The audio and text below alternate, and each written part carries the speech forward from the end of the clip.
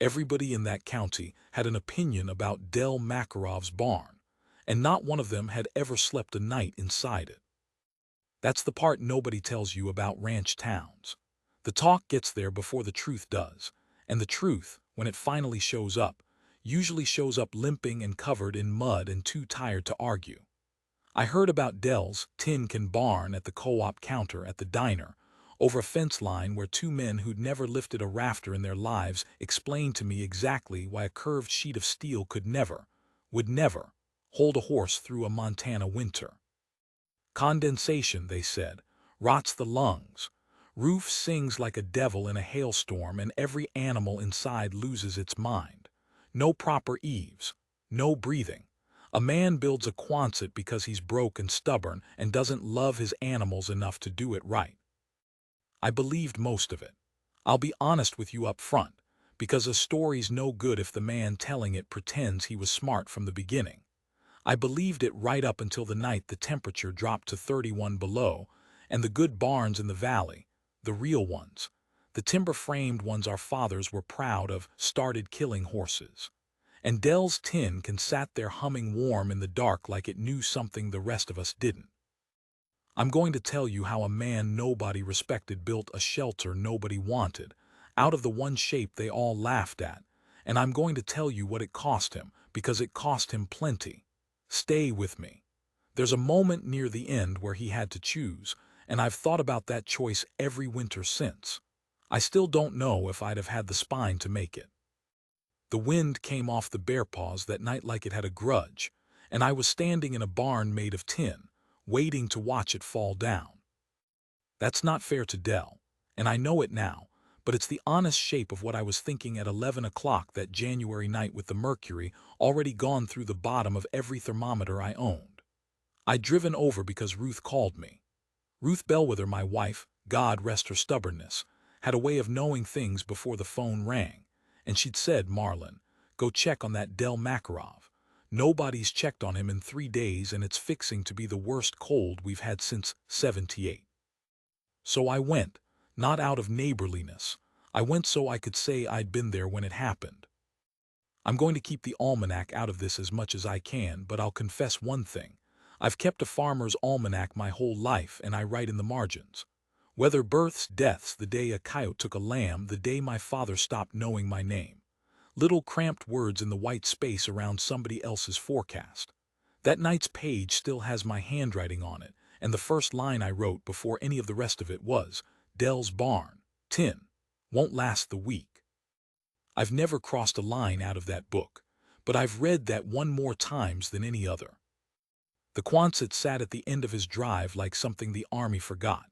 You know the shape, half a pipe laid on the ground, ribbed steel bent in one long arc from the dirt on one side clear over the top and down the other. No walls, exactly.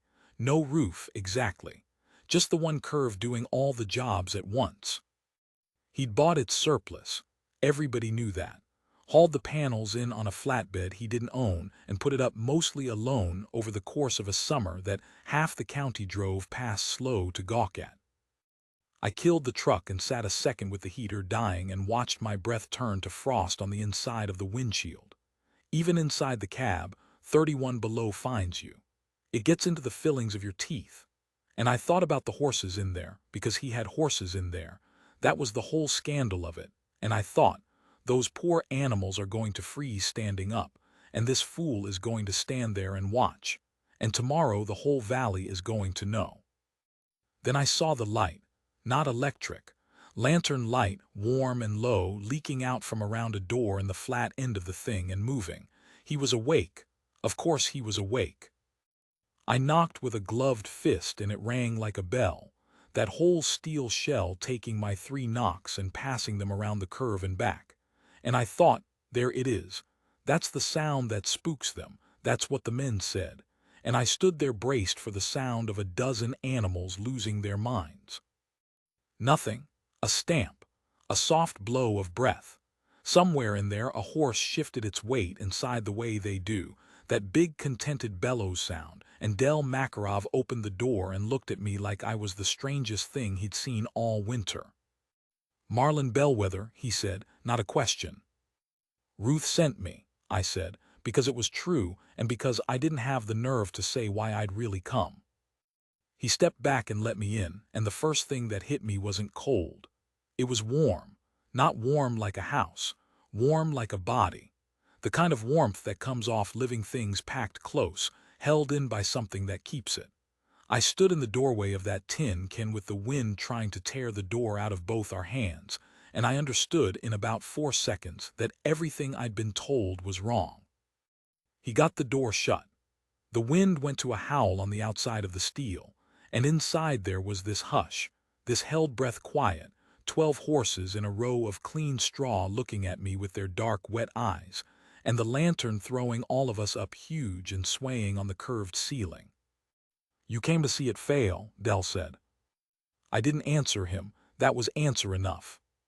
He nodded slow, like I'd confirmed something he'd made peace with a long time ago, and he turned and went back to what he'd been doing, which was running his bare hand bare, at 31 below, down the foreleg of a bay mare who'd cocked one hip and gone half asleep against him. Let me tell you about Del Makarov the way the Valley told it to me, before I tell you the true version, because you should hear the lie first. It's only fair. It's the version I carried into that barn. The lie went like this. Del came from nothing, married up and lost her. His wife Cora died of something slow in a hospital in Great Falls, and the bills took the ranch her family had run for 4 generations, took the good barn, took the grazing lease, took nearly everything but the house and a strip of frozen ground and a string of horses the bank hadn't figured out how to sell yet.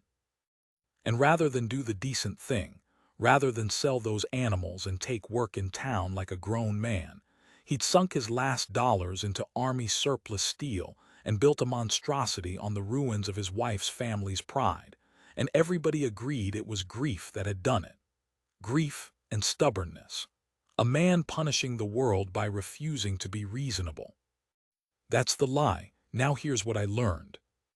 Standing in the warm dark, while the worst cold in 40 years tried to get through the walls at us. Cora hadn't died of something slow. She died in the old barn, the good one, the timber-framed one everybody was so proud of. He didn't tell me straight out. He told me in pieces over the 6 hours I ended up spending in there that night, and he told me sideways, the way men tell the worst things, while his hands were busy with something else. But the shape of it came clear.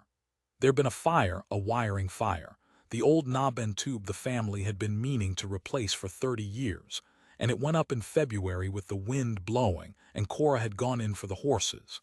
Not because Del asked her to. Because that's who she was. She got 4 of them out. The 5th wouldn't move and she wouldn't leave it, and the loft came down. "Everybody thinks I built the tin can because I'm broke," Del said. He was mixing a bran mash by lantern light, warm water steaming up into the cold, and he didn't look at me. "I built it because it can't do that." "Can't do what?" I said. "Can't fall on somebody." He set the bucket down in front of an old gelding who put his whole face in it. One piece of steel, no loft to come down, no dry timber sitting up over your head for 100 years just waiting, no corner for the fire to hide in. He straightened up and finally looked at me, and there was something in his face I hadn't expected, which was that he wasn't angry. Everybody had told me he was angry. He wasn't. He was tired in a way that goes past anger. "You can laugh at the shape all you want, Marlin. I did the reading. I did more reading than any of those men at the co-op ever did about anything. That curve is the strongest shape there is for the money. Snow slides off it. Fire's got nowhere to climb. And nothing." He said this very quietly, "Nothing in this barn will ever come down on a person's head. I made sure of that if I never made sure of another thing in my life." I stood there with my hat in my hands. I remember that.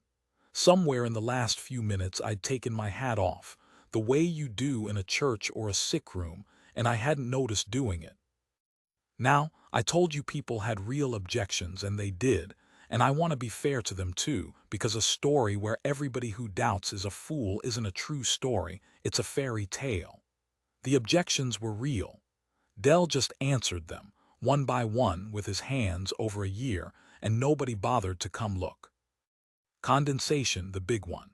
Warm horse breath hits cold steel, water forms, drips, chills the animals, rots their lungs over a winter of it. Real problem. Kills horses in cheap metal barns every year.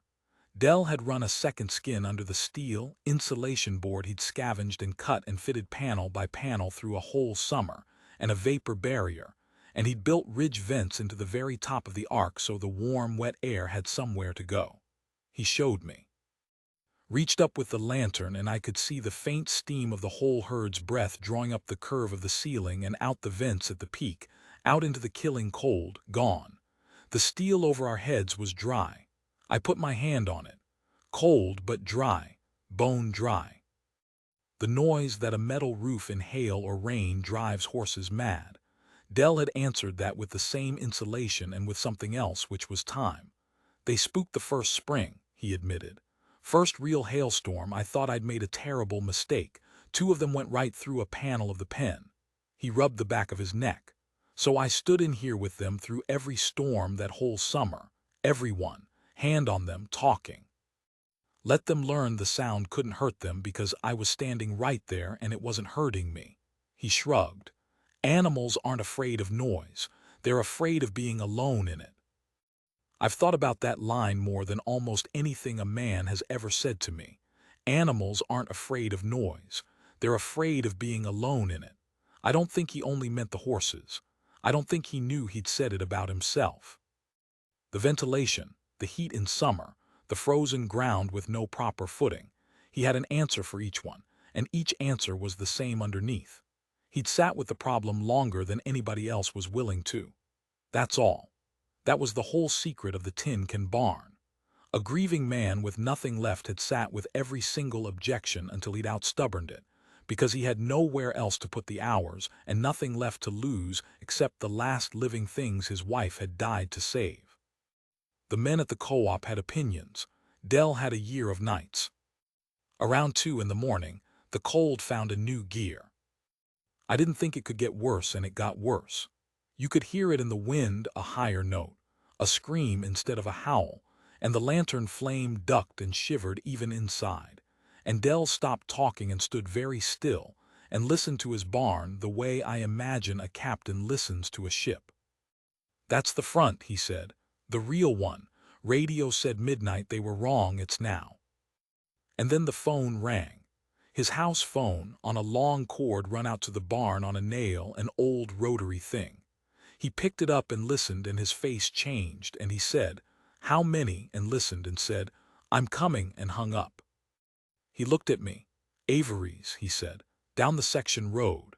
Their barn's gone dark, no power, and old man Avery's got that heart. Ellen's out there alone trying to keep 20 head from freezing, and she can't do it. She's asking, does anybody's setup have room and heat both?" He was already pulling his coat back on. "Mine does. Mine's the only one in the valley that does tonight, and everybody knows it now." I want you to understand what he was being asked.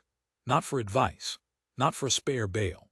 He was being asked to open the doors of the one warm shelter in a killing night and drive out into 35 below and haul strange, panicked animals down a section road through drifting snow, in the dark, with a good chance of freezing his lungs or rolling the truck or losing a hand to it.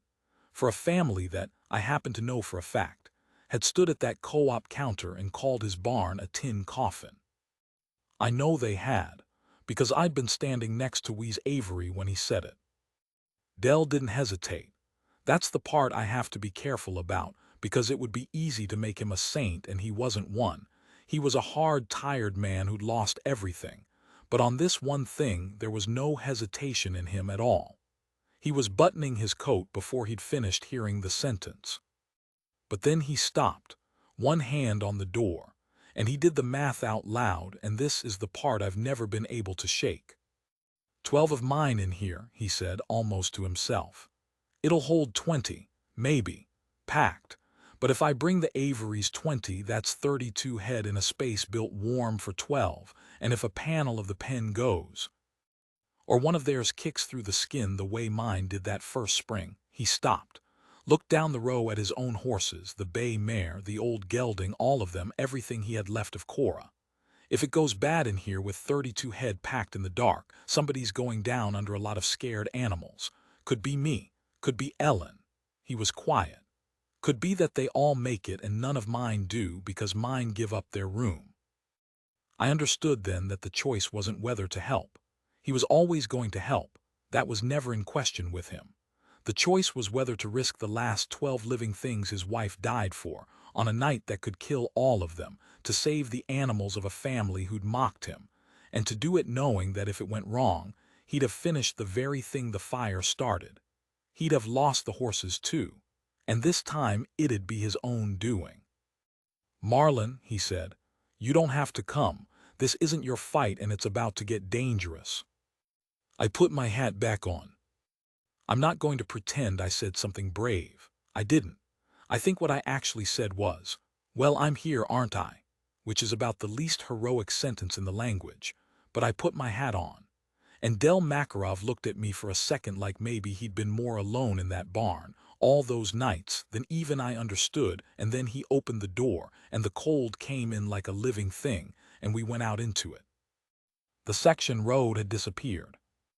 That's the first thing you learn about a real Montana ground blizzard. The road doesn't go anywhere. The road is simply gone, erased under a moving skin of snow that the wind drives sideways so hard you can't tell up from down, ground from sky, forward from the ditch that'll roll your truck and bury it before you've stopped swearing. Del drove with his door cracked open, hanging half out into the storm, watching the one fence post at a time that told him where the shoulder was. I held the light. That was my whole job, and I nearly couldn't do it. My hands shook so bad in the cold, and it was the longest 2 miles I've traveled in my life.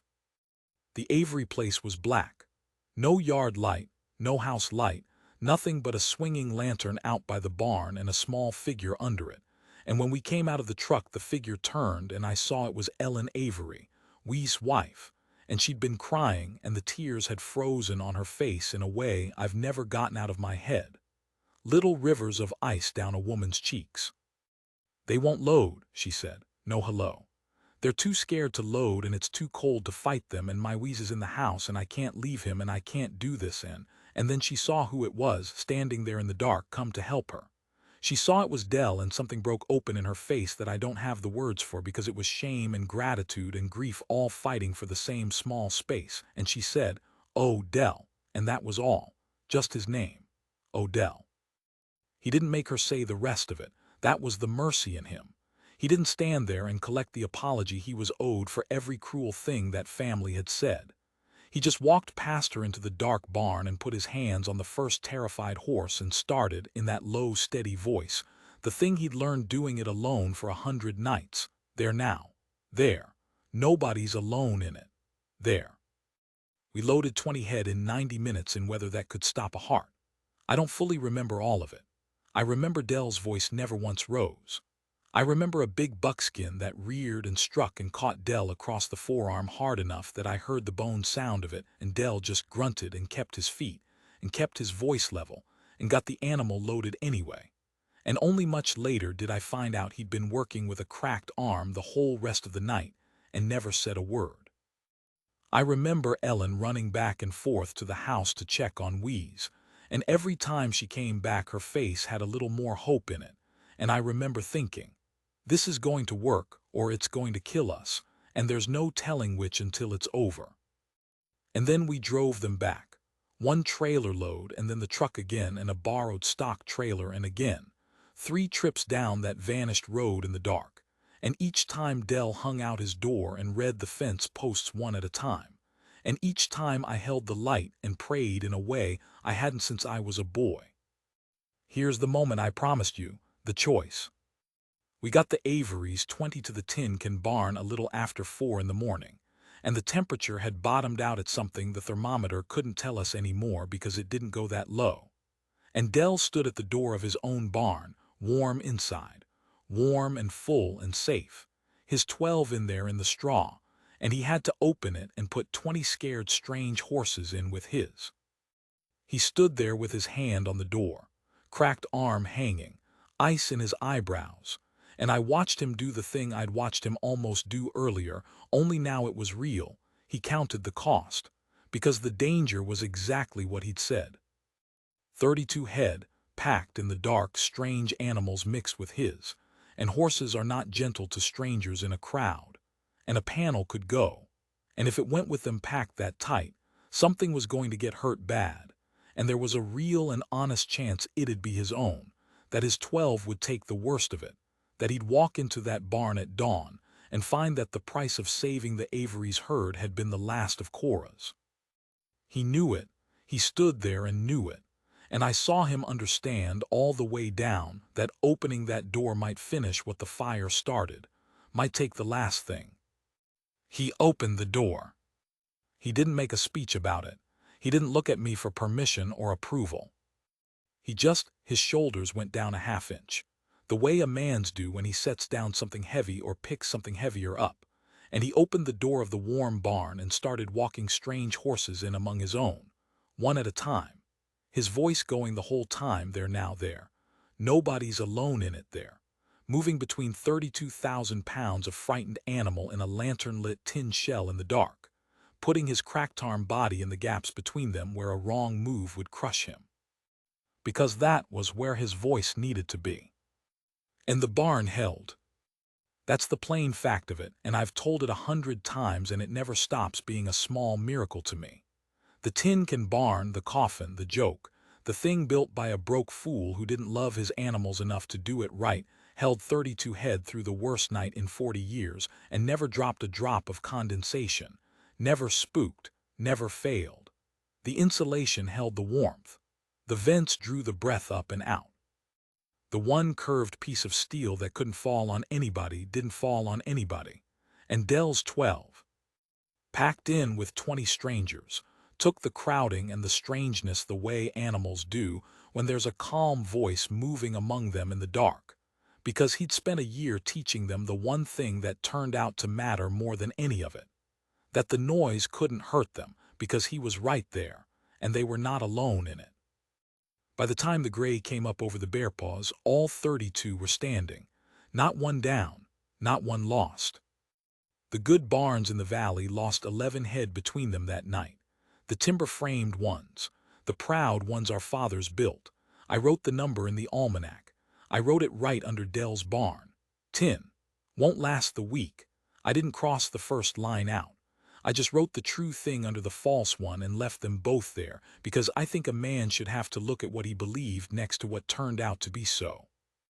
I'd like to tell you the valley changed overnight, that the men at the co-op drove out to shake Dell's hand and ask him about vapor barriers and ridge vents, that Wes Avery stood up at the diner and took back every word. Some of that happened, not all of it and not fast. People don't like to be shown they were wrong about a man. It's easier to be quietly grateful and never quite say so. Wes Avery did come, though. Came in April when the roads were mud. Stood in Dell's yard turning his cap in his hands the way I'd turned my hat that night. And I don't know what he said because I wasn't there. But I know that after that Wes was the first one to defend that barn at the co-op counter, loud, to anybody fool enough to still be laughing. A convert's the loudest voice in the room. Always is. Dell's barn is still standing. That's not the ending, but I'll give it to you anyway because you'll want it. The tin can is still there at the end of that drive, going on 9 winters now, dry and warm and holding. And there's a second one beside it now that he built with help, real help. Half the valley showing up on a Saturday to bend steel with a man they'd once let build alone. He runs a boarding operation out of them. Does all right. Better than all right. But that's not what I think about. What I think about is a thing I saw the morning after, when the sun finally came up and it was over and we were both past the end of ourselves, standing in the barn among 32 live horses steaming in the new light. Dell went down the row and he stopped at the bay mare, the one he'd been touching when I first came in, and he put his forehead against her neck and stood there. Just stood. His shoulders went, and I understood that he was crying, the way a man cries when he's held something up for years and it finally, for one night, held itself. And I understood I hadn't until right then that Cora had loved these horses, and he had built the whole impossible thing not to prove the men at the co-op wrong, Not out of spite, not really, but because saving them was the last conversation he had left with his wife. Every night he'd sat with a problem until he outstubborned it. He'd been sitting up with her. The barn wasn't a barn. It was a promise made to a dead woman, in the only language he had, which was his hands, and it had just kept that promise in front of God and the whole valley and me. I never told him I knew that. Some things you don't say to a man. You just put your hat back on and go start the truck and let him have the barn to himself for a while. I drove home in the dawn with the heater finally working and the storm blown out and the whole white valley lying there like nothing had happened. Ruth had coffee on. She looked at my face and didn't ask, which was her particular genius. I sat down at the kitchen table and I opened the almanac to that night's page, and I looked a long time, it won't last the week, and I picked up the pen. I've told you I've never crossed a line out of that book. That's still true. But there's a third line on that page now, under the other two, and it's the last thing I wrote before I closed the book and went to sleep, and I've never been able to decide, all these winters since, whether it's about the barn or about the man or about the thing his wife left him to hold.